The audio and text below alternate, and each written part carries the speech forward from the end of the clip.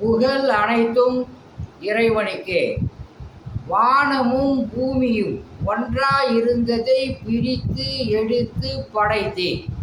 வேற ஒரு உலகத்தில் இருந்து இந்த உலகத்திற்கு ஆபத்துகள் வராமல் இருப்பதற்காக வானத்தை முக்காடாக ஆக்கி மனிதர்களை பாதுகாக்கக்கூடிய வல்ல இறைவனை போற்றி புகழ்ந்து நமது தலைவர் நபி ஸல்லல்லாஹு அலைஹி வஸல்லம் அவர்களுடைய துவா பரக்கத்தினாலும் ஆன்மீக முறையில் மூட்டு வலிக்கு எண்ணெய் ஓதி கொடுக்கப்படும், ஆஸ்துமாவிற்கு தேன் ஓதி கொடுக்கப்படும்.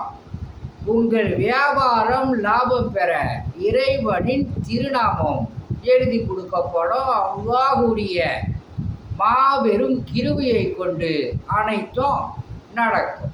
அல்ஹம்துலில்லாஹ். சப்ஸ்கிரைப் செய்து கொள்ளுங்கள்.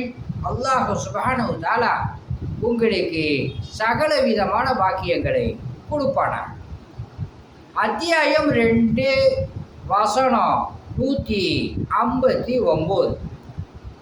நாம் அருளிய தெளிவான அத்தாட்சிகளையும் நேர் வழியையும் அதனை நம் வேதத்தில் மனிதர்களுக்கு விளக்கிய பின்னரும் யார் மறைக்கின்றார்களோ அவர்களை அல்லாஹ் சபிக்கிறான். மேலும் அவர்களை சபிப்பதற்கு உரிமை உடையவர்களும் சபிக்கின்றார்கள் அப்படின்னு சொல்லி அல்லாஹ் சுப்ஹானஹு வ தஆலா இந்த வசனத்தில் சொல்கிறான்.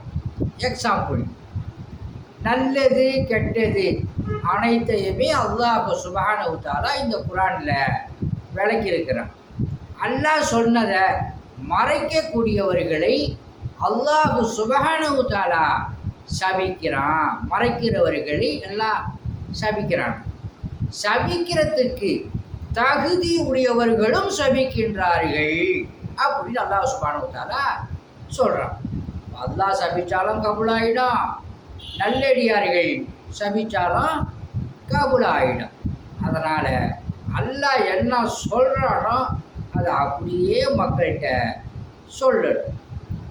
உங்களையும் என்னையும் அல்லாஹ் சுப்ஹானஹு வ தஆலா பாவத்தை மன்னிச்சு சொர்க்கத்தை வாஜிபாக்கி நரகத்தை ஹராமாக்குவானாக. உங்களிடம் விடை பெறுவது மன்சூர் அலி ஜக்கரியா தபுரா. ஸலாம் அலைக்கும்.